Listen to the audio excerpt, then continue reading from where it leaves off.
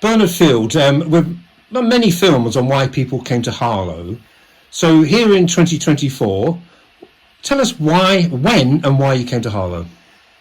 I was coming out of the army with a ready-made family, a wife and a child, and another one soon on the way. And I was being made demobbed from national service, and I did short service. But I came to Harlow because there was a firm here. I was a qualified metallurgist, and there was a firm here, Johnson Matthey Metals, who would employ me and get me a house. So I came here because I automatically came out of the army into a house that was reserved for me. I know we're going back a long time. Now, do you remember, did you see a job advert, or how did it come about? Well, I sought the technical press, and Johnson Matthey were looking for people. And so I very quickly got onto them and rang them, and then I came over and had an interview with the Johnson Matthey at Harlow, the Harlow Metal Company, and I liked them and I liked what they offered, and so I accepted. And so I came straight out of the army. I think I had a week's leave, and then I was into a civilian job with my family, housed securely, and the school just up the road. And it was a new town, and everything was here, very close. Bikes, I didn't have a car at the time, but bicycles were the order of the day. So which street did you move to? Northbrooks. And it's one of the detached houses that have garages between, and a nice place. And we had 30 years there. So when you close your eyes and think about Northbrooks 1958, what images do you see? I can see not so many cars. It was people were walking, riding on bikes, and that's virtually all I can see is the road bending up, because the houses were sort of in echelon like that. And did you enjoy working at Johnson Matthey? Oh yes, I liked everybody from the managing director down, Mr. Mason, and my boss, Dr. Watts. And I liked everybody there. So what I intended was, having got my degree, get some experience, and then offer that to somebody else. But I stayed with Johnson Matthey for 30 years because they were a nice firm. They gave us free lunches. They really thought of their employees, and it was really, really good. And I liked the work. I spent most of it looking down a microscope at metals. We had quite a variety of alloys that we made in the Harlow Metal Company, and it was really satisfying, and I was quite happy. The children were happy at school, and my wife found a little job, so we were good. So you mentioned Northbrooks, you mentioned Johnson Matthey.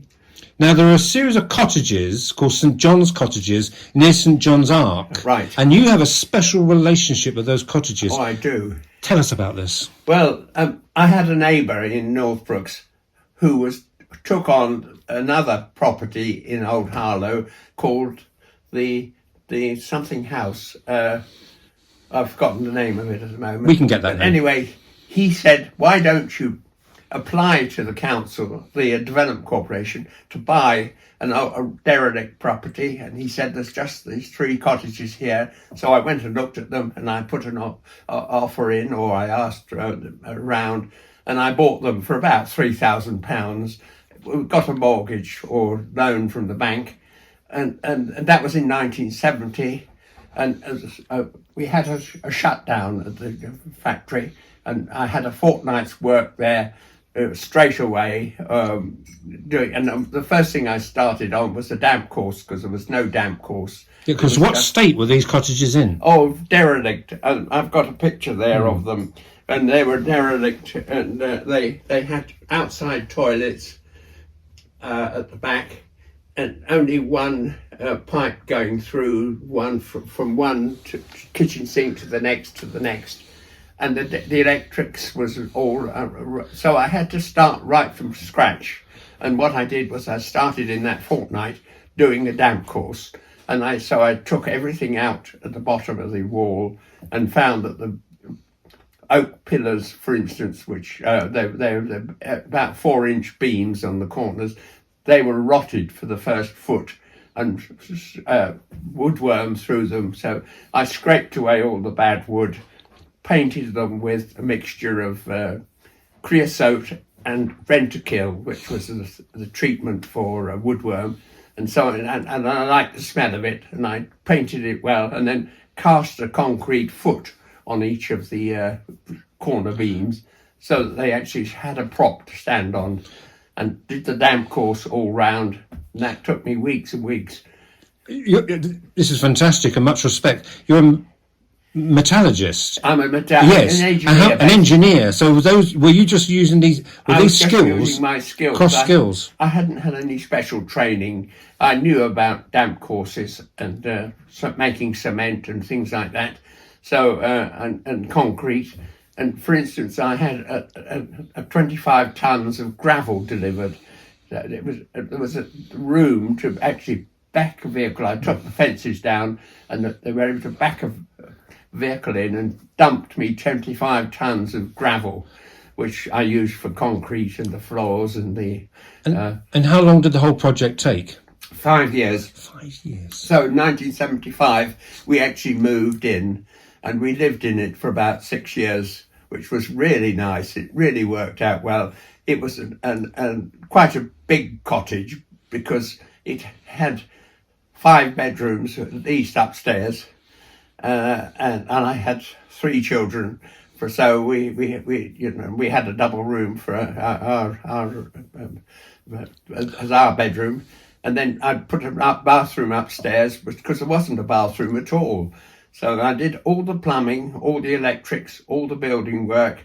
The only thing I got help on was when I'd got the rooms with plasterboard up, I had a small bedroom, and I got a professional plasterer to come at 5 o'clock after he'd finished work, and he plastered that room in about 4 or 5 hours, charged me about 30 quid, which seemed a fortune then, but it was good work. And I learned how to do it by just watching him. I mixed up for him, by the way, the stuff that they put up, the plaster. And so I was able to do the rest of the cottages with his teaching me, as it were. The bottom line is if you hadn't done that work, hadn't bought those cottages, what do you think would have happened? Well, they were being used, when I saw them, by Lawrence's, the builders. No, Darlington's the builders. And they were keeping plasterboard and stuff in dry and cement in there. So they moved that all out, and they were going to pull them down. And the Development Corporation were going to build something else on the site. So I've saved them from that, and they're still there and going fairly strong. Because the point is, there are buildings that have come and gone in Harlow, haven't they? Buildings of huge historic interest, and somewhere along the line, people say it could be from the 50s, 70s, 80s. What happened? It's important. And the work you did, it's important we keep our buildings. Well, I think so, and I've really felt pleased with myself for having saved them from the crashing up, and they would have been a load of rubble within weeks. So I was very, very pleased, and I used all my skills. I was, as I say, I was electrical anyway. I knew electricity backwards, and I did plumbing, and of course the biggest problem is leaks, and so I gradually got to do a good joint and use Yorkshire fittings and things like that. But I was really pleased that I was able to do the plastering. It looked a bit rough, but then it was to make it look like it was authentic, and so it didn't matter how rough it was, and I gradually got better at it and did ceilings and all sorts. And my son, of course, was helping me. He was about 17 or 18, and he was at work, but he helped me very, very much. And it took five years of almost every weekend, and certainly many nights in the week. But in conclusion, people walk down towards St John's Ark and the church, look on their left, and say, if it wasn't for you, those beautiful English cottages would be no more. Yeah, perhaps. Absolutely. And there was, in the middle of that, there was a chap called Mike Jury, who was an archaeologist, and I don't know whether he was in it, but he came and dug underneath the fireplace. And you'll see, wait a minute. Sorry. That's okay.